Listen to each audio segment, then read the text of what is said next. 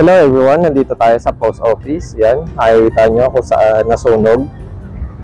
Yan, yun na siya ngayon. Diyan dati naguhulog ng mga sulat, mga mail. Ngayon ay hindi pa rin siya operational. Yan.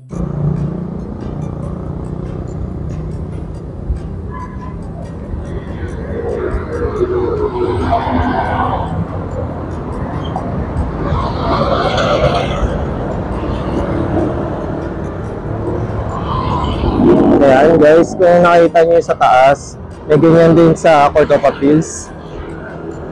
Then yung isa is nahulog, hindi na mare-retrieve, nasa Ilog Pasig. 4 kasi yan. Then ito yung pinaka-famous na papunta sa Divisoria, ang Jones Bridge, kung saan nagkaroon din ng friendship ang mga Chino na pumunta dito sa Pilipinas, papunta dun nga sa Chinatown, ang Divisoria, ang pinaka-oldest na Chinatown. Yan ang Pasig River. Yan ang ating view. Siyempre hindi pa rin advisable na maligo dyan sa Pasig River dahil madumi. Ayan. Buti ngayon, as of today, September 10, 2023, wala masyadong water lily. Then dyan sa pier, ayan, pwede tayong sumakay sa eskolta. Yan yung project ng MMDA kung saan baybayin din yung sa may Guadalupe. Ayan, para sa mga estudyante, nagmamadali. Ayan, pwede kayo sumakay dyan. Then ito yung papasok, papunta sa Divisoria, ang ating Chinatown. Ayan.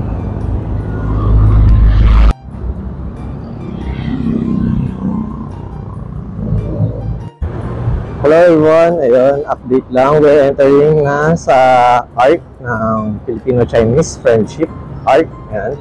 Then pag dinerecho na natin to, ang pinaka-famous na Divisoria. Ayan. Kung saan titignan natin kung ano yung mga pwede nyo mabili this coming Christmas, kasi ngayon is September 10, 2023. Ayan, para sa mga gustong pumunta ng Divisoria, para may idea na kayo kung how much ang mga bagay-bagay at kung ano yung mga pwede nyo makita. Ayan. Mamaya na lang ulit kapag nasa 168 na tayo or sa DV Mall. Ayan. Ayan, malapit na tayo sa simbahan din. Ayan yung pinaka-landmark. At ito na rin yung isa sa mga pinupuntahan ng mga tao, ang famous hopya, ang Imbitin. Ayan, authentic hopya since 1912. Ayan, ito yung kanilang branch sa Binondo, na kung saan nagtitaping din dati ang Batang Quiapo, na rin sila dito, nagagawin rin sila dito sa Habulan. Yan yung ating simbahan. Ayun, para sa mga pupunta pala sa Divisoria, ingat po tayo kasi marami dito mga snatcher, hold-upper. Ayun, syempre nasa Manila tayo. Ayun, ingat-ingat lang. Ayun.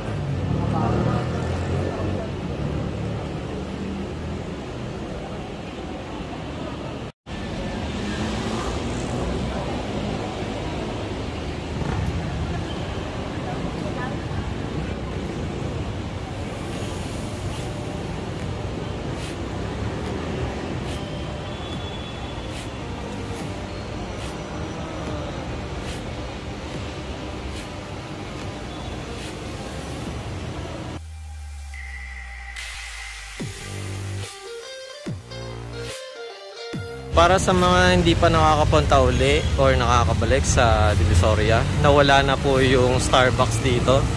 Diyan. Yung dating naging Chowking, Greenwich. Yan. Yung Jollibee medyo matagal na rin yan eh. Yan. Lakad na tayo papuntang 168. Yan, malapit na tayo sa intersection. Ayun, maraming sarado ngayon kasi Sunday nga. Ayun. Baka rest day ng iba. Medyo malinis, walang mga vendor kasi before yung hindi pa nananalo si Isko Moreno dati.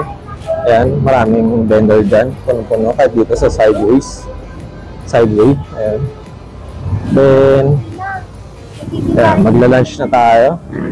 Doon na tayo magla-lunch sa food court.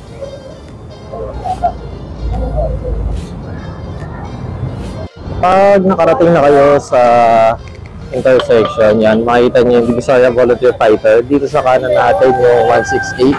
Then yung 888 Mall. Then dito yung Divisoria Mall Bodega Sale.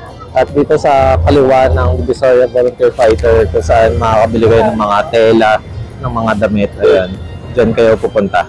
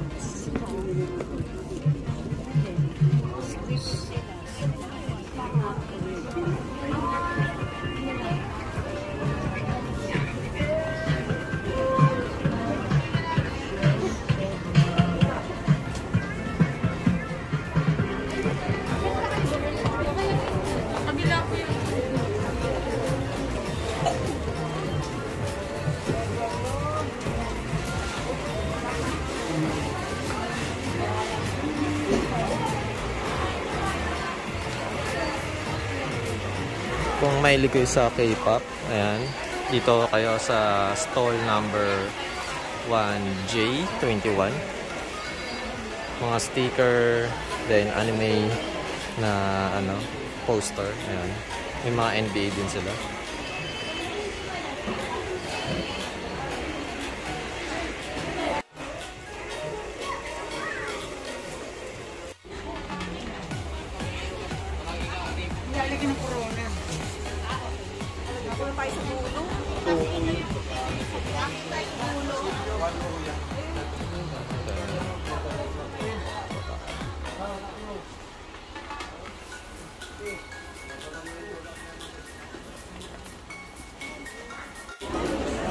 Ayan, pupunta na natin yung isa pang shop ng mga action figure. Mga knock-off, bootleg. Ayan. Ayan yung mga class A kumbaga. Pero, ayan, hindi talaga siya authentic. Ayan, ito na yan.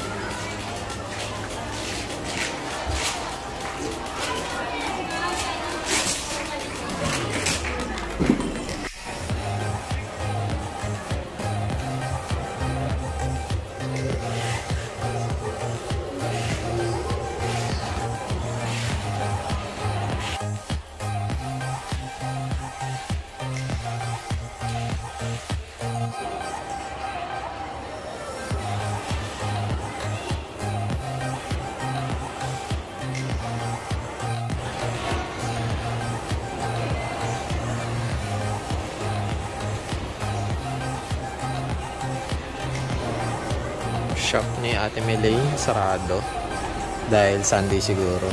Ayan. Lapit lang siya dito sa bangko, yung Asian United Bank. Ayun guys, nasa ano pa rin tayo, 5th floor ng 168. Sayang sarado yung shop ni Ate Melaine, kaya ayan, ikot-ikot lang tayo. Di pa tayo magpapakasal kasi wala naman tayong papakasalan. Ayan. Tingin-tingin lang tayo ng mga gowns. Wedding gown. Ayan. Yung iba dito, ano, pwedeng renta. Yung iba naman, pwede rin magpa-customize or magpatahi. Ayan. Para sa mga magde-debut, sa wedding, sa mga binyag, kasal, kahit sa ano, sa may patay. Ayun.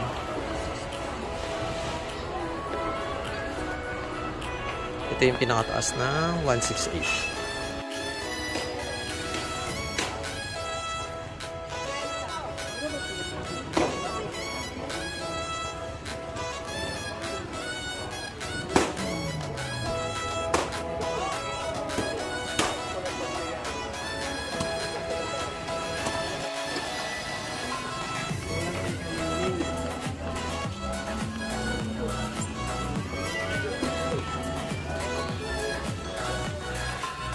Hello everyone, kasama po natin si Ma'am Jen. Nandito po tayo sa